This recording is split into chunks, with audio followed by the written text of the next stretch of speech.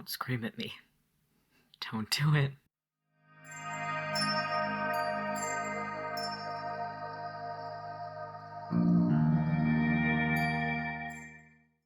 Hello and welcome back to another record book read where I read and contextualize entries from World War I autograph books.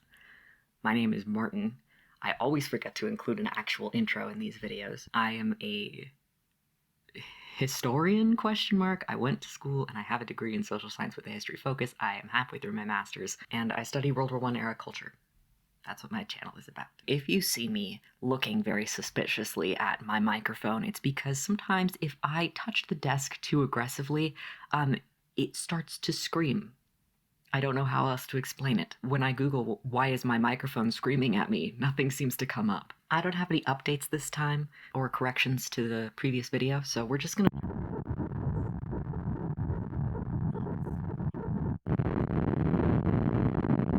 Will you behave?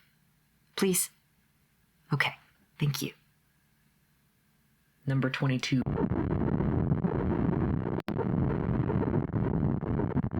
Dude. Please. It's picking up...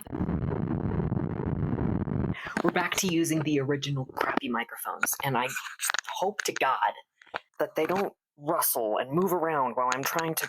We're gonna hope that this works. I don't know what I'm gonna do if I don't. I'm gonna figure out what the heck is going on with my Blue Yeti. Got it secondhand. It worked perfectly. Sometimes it works great, and then sometimes it screams at me. So I don't know. We're jumping in. Private A. Telfer, B7 Ward, number 22, General Hospital, July 13th, 1916. Now I'm going to try and give a short description of my experiences with the entrenching battalion in Belgium. When a fight came to this country, I came to Le Havre with a draft going to the 1st Battalion Black Watch. After we had been at the base for nearly a fortnight, we were sent to the entrenching battalion. Well, we got there after a very long and weary journey of nearly 2 days. We were put in tents in a wood about 2 miles behind the firing line. The battalion was made up of a few out of a lot of different regiments, so we can call it a mixed battalion. Now, as to our work, it was nearly all night. We went up and repaired trenches behind the firing line. It was rather dangerous, as there were always stray bullets knocking about, and we often had some wounded. We often got back about 1 in the morning, had a good drink of tea, and away to bed. We did very little in the daytime, just rested, then went out that night again. However, after being there about 2 months, I was sent to the 9th Black Watch. I was very sorry to leave, as it was a fine job. Now I think I've said enough. I will conclude wishing all the sisters and orderlies the best of luck in B7 Ward. Private A. Telfer, 9th Black Watch. So interesting.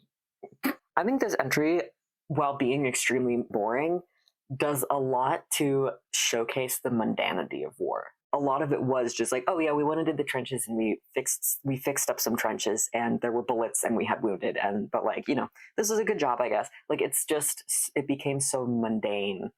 And I have something to say about that after we talk about Telfer. Adam Alexander Telfer was a private with the 9th Entrenching Battalion Black Watch Royal Highlanders.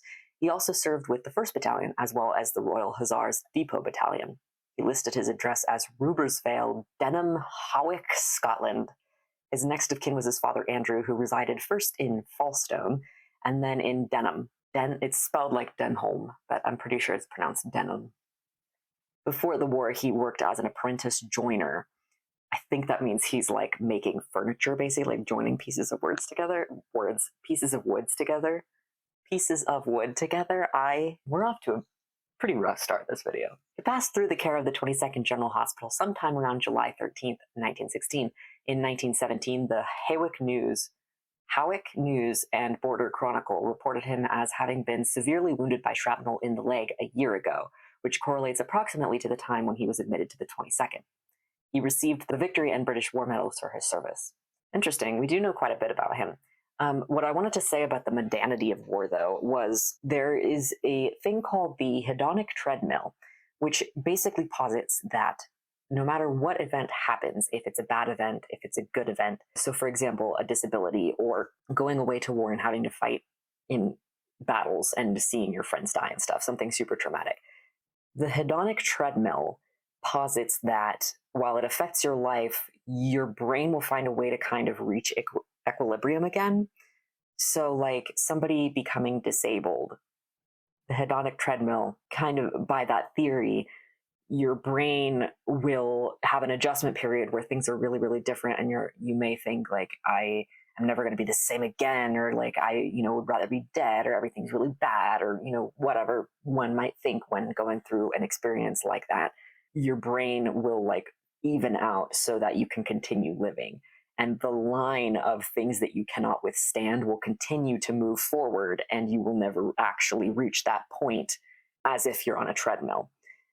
I have some beef with this theory because obviously incurring a disability will irrevocably change your life and may cause ramifications that you can never recover from. And that's just a reality that I think the creators of the hedonic treadmill hypothesis maybe didn't take into account.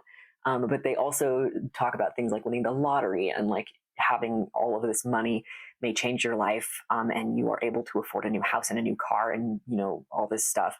But then your brain will even out, and it will be as if you never won the lottery, even though you still have you've like adjusted to this, and now another big event will have to happen in order to change your brain chemistry again.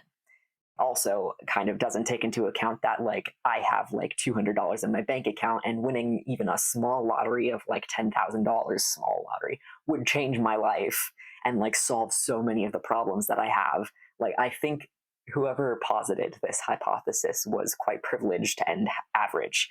So that's my thoughts on that. But anyway, so the hedonic treadmill goes along with the experience of being in the trenches. Like, here's this like baffling, unnatural state of being, and the human brain found ways to equalize itself so that they could go on living in these conditions that were just like so inhumane and horrible. I mean, in any other situation, if I was like, oh yeah, I'm in my apartment complex parking lot and there's bullets flying around and like I saw a couple people get shot, like if I said that in everyday life, that would not be normal where I live.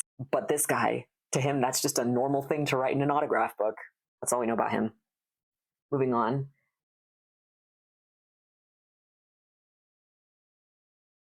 There is an illustration of Kaiser Bill.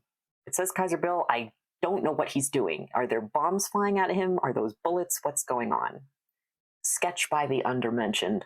Thanking the owner of this book for the great kindness shown towards the wounded in Camier, 1916, R. Lower, R.J. East Yorkshire Regiment.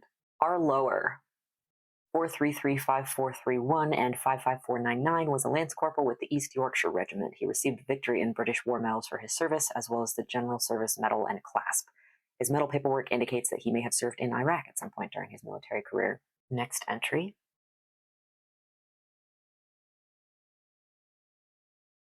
Thrilling experiences of the war has not been my lot, but I will give you a little instance of the way people try to assure you of the safety of the trenches. We were to relieve another company and take over their gun emplacement, and the guide, who was very anxious to get there, was assuring us that we had found a very cushy place, when, to our surprise and consternation, about half a dozen whiz-bangs fell a few yards from us. It was really very laughable the way the guide dived for the cellar. This occurred at Loo. I conclude thanking the sisters major and orderlies of B7 most heartily for their kindness and attention. I remain 15085 Corporal Clements, 48th Machine Gun Company. The Battle of Loo. I don't know that I've ever actually heard it pronounced out loud now that I'm thinking about it, but my French classes tell me that you do not say that S out loud. Battle of Loo took place from 25th September to 8th October 1915 in France on the Western Front. It was the biggest British attack of 1915, the first time that the British used poison gas, and the first mass engagement of new army units. Couple things there. First use of British gas.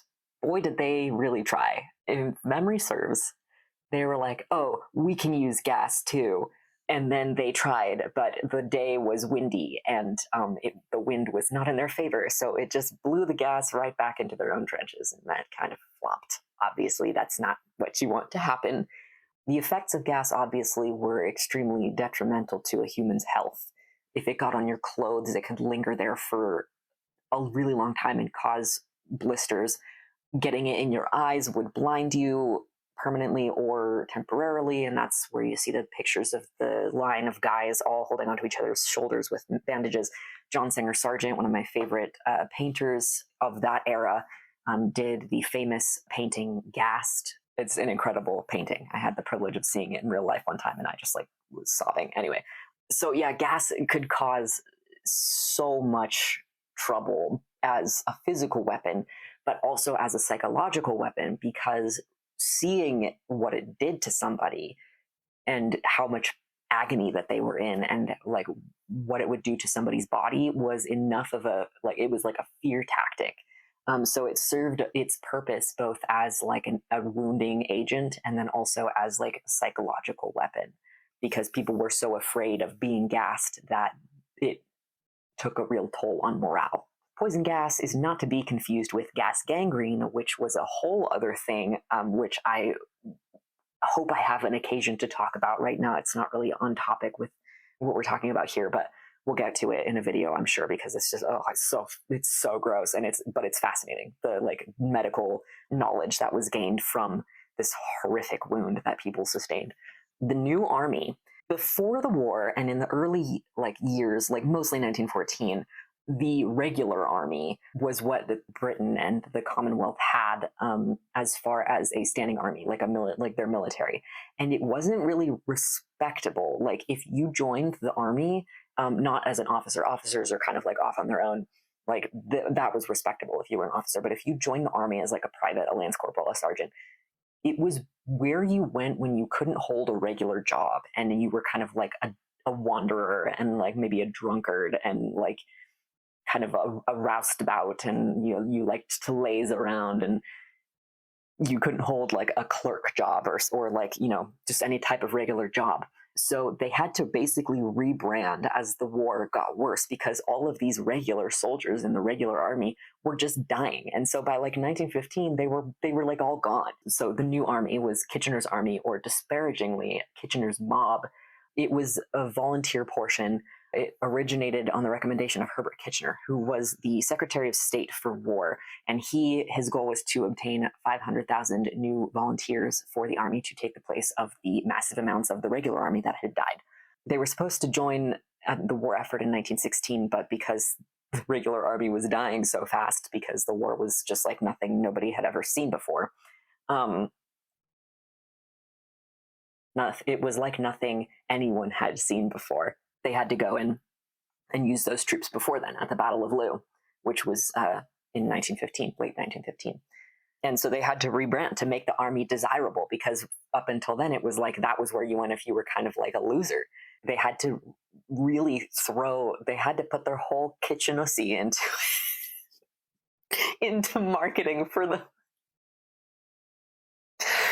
Can I say that as an academic?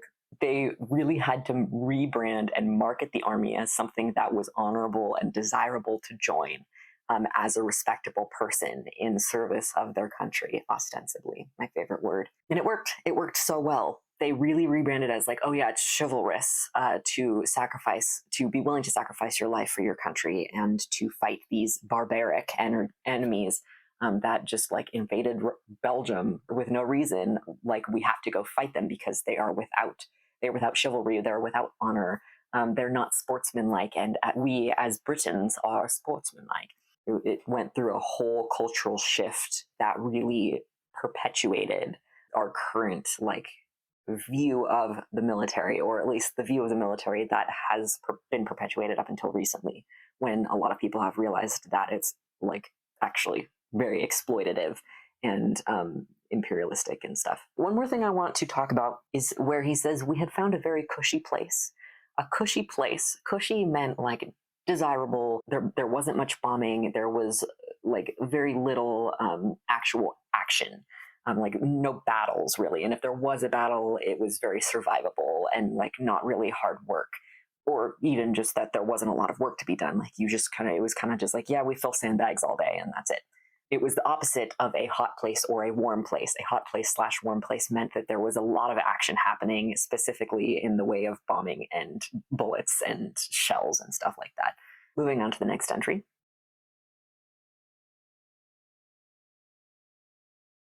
Private H. Crockett, 3259, D Company, Machine Gun Section, 12th Middlesex, BEF, British Expeditionary Force. 16th July. Dear friends, I'm just going to try and give you a little idea of our career, which I hope has given us good confidence.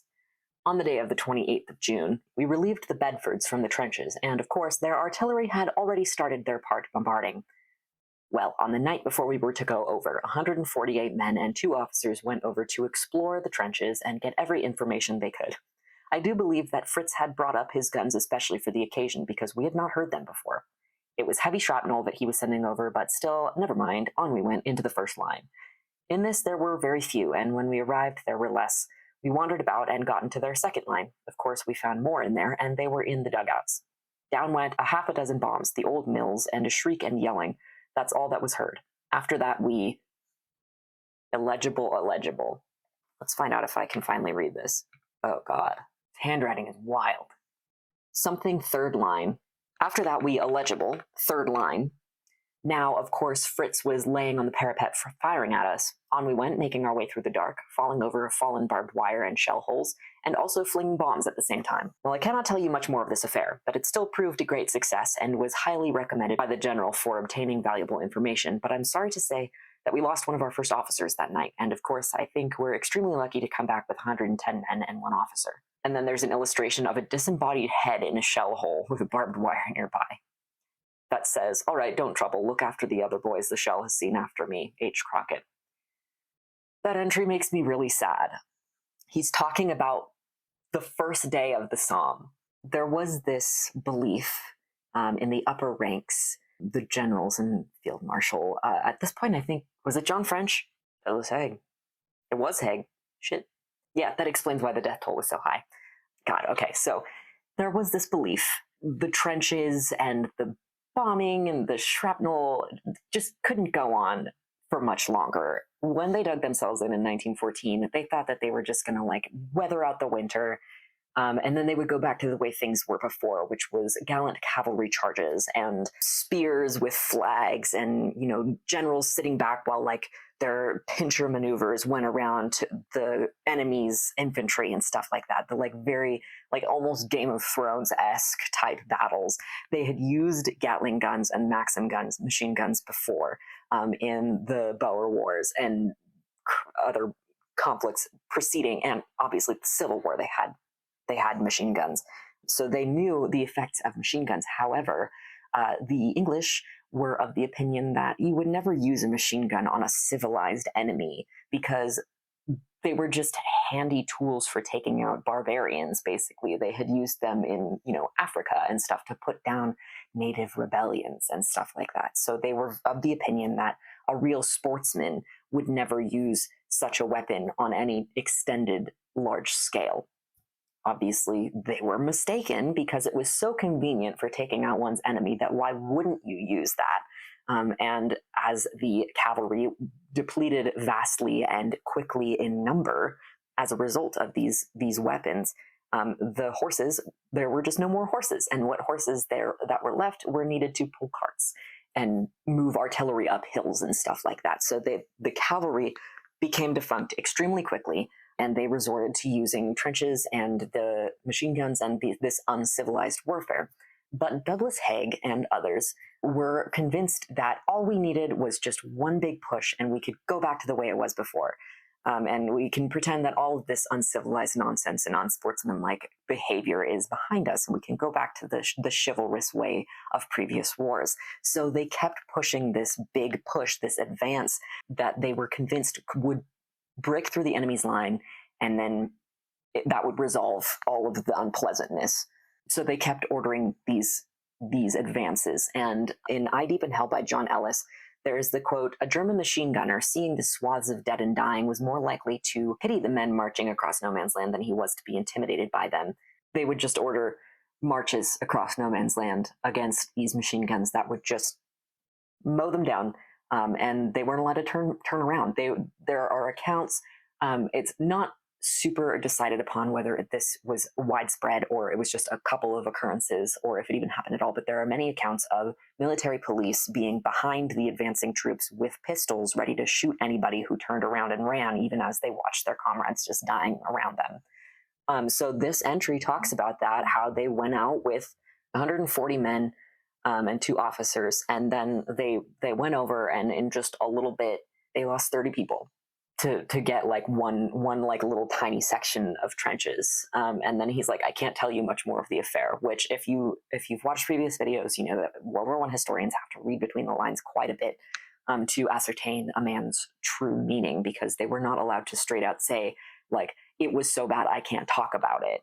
One or two entries in the record books actually do say like, I want to forget, I don't want to talk about it, period. Thank you for taking care of me, but I can't tell you my experiences. Reading between the lines of this very straightforward, well, I can't tell you much more of this affair.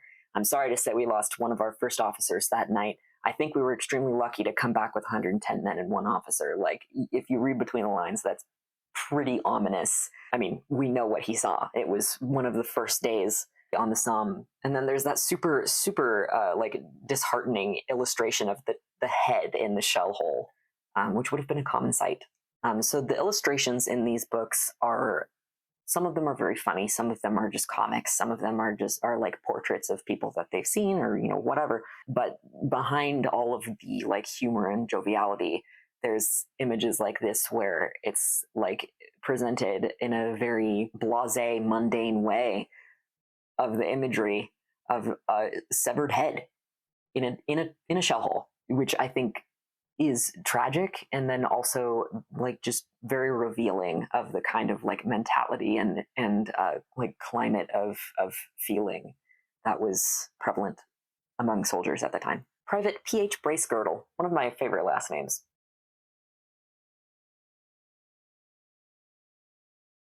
S/11252A Company. Wait, did I read about Crockett? I didn't read about Crockett.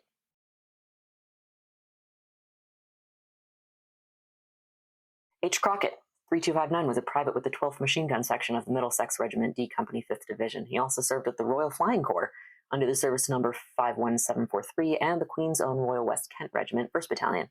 He was from Deptford, southeast London. Cool. We don't know that much about him. Cool that he served with the Royal Flying Corps. There's a couple in here who transferred from or to the Royal Flying Corps, precursor to the RAF. I used to be so into aviation. I still am to some extent. But I have a tattoo of a plane, because that was like, I thought I was going to go into the study of World War II aviation. Look at me now. So whenever I see somebody going into or coming from the Royal Flying Corps, I'm like, oh, hi, former career. All right, Bracegirdle.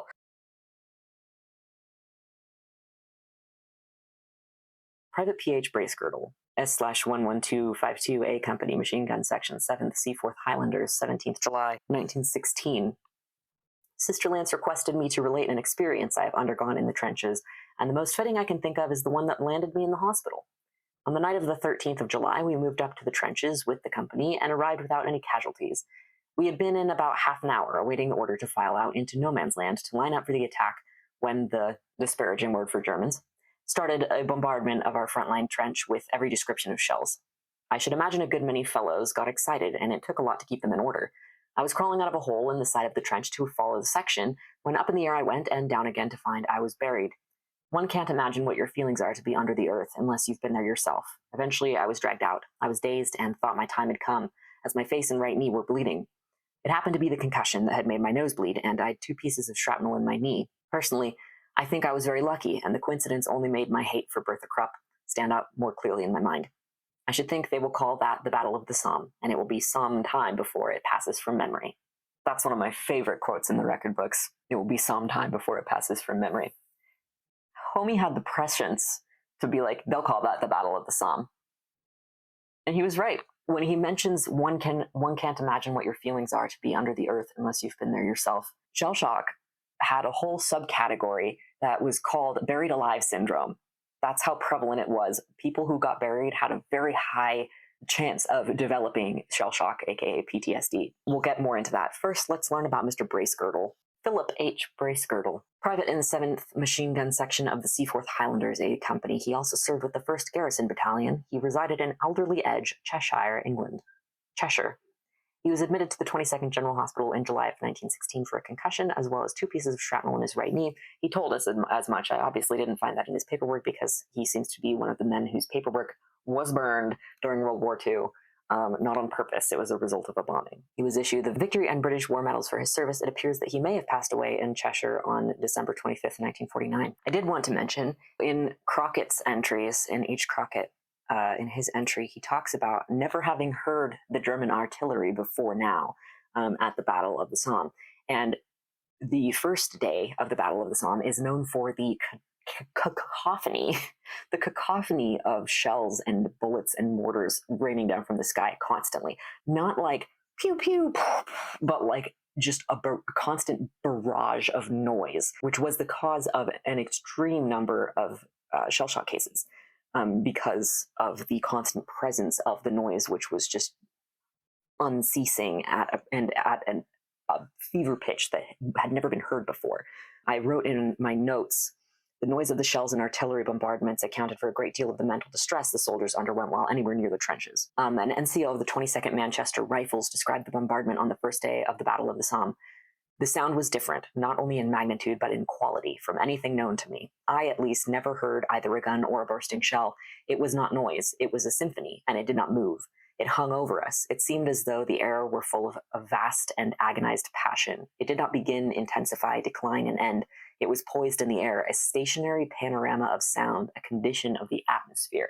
I think that's an extremely powerful way of describing it. Mr. Crockett, obviously, much more subtle way of describing it, but that's what he's referring to there. And then Bertha Krupp was slang. Bertha Krupp was a German industrialist. Remember the Krupp family, Germany's leading industrial dynasty of the 19th and 20th century. She was the sole proprietor of the Krupp industrial empire from 1902 to 1943. The company manufactured large mortars that the German army used to bombard forts in Belgium and France. German troops nicknamed these Big Bertha after Bertha Krupp, and Allied troops used the translated name Big Bertha to refer to all German long-range artillery, particularly those that shelled Paris in 1918. However, Big Bertha entered the lexicon due to the Paris gun, a piece of German artillery which was constructed of 3 artillery barrels welded together, at a range of 75 miles, and its appearance was a major surprise to Parisians in 1917, who had previously only come under attack from German aircraft, since previous artillery reached a maximum of 30 miles. So that shows you exactly how much of a mind that these big guns could wreak upon soldiers on the receiving end.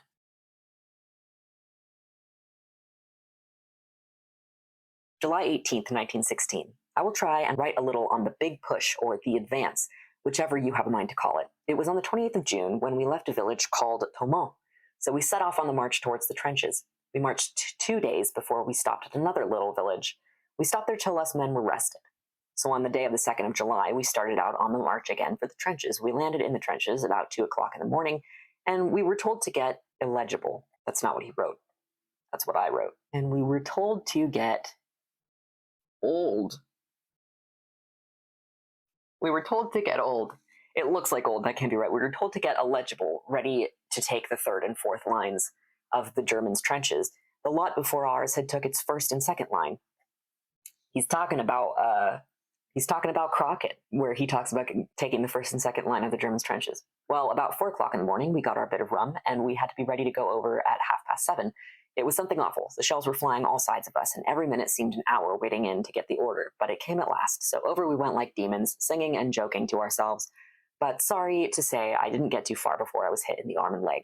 But our boys are still going strong, so I will have to thank the Sisters of Ward B6 for the kindness to me while here. Number 22nd General Hospital, sincerely, Private J.S. Kennan, 15598, 8th Battalion Border Regiment, BEF. That's so interesting when one of the entries references something else that happened in a different entry. He's taking the 3rd and 4th line.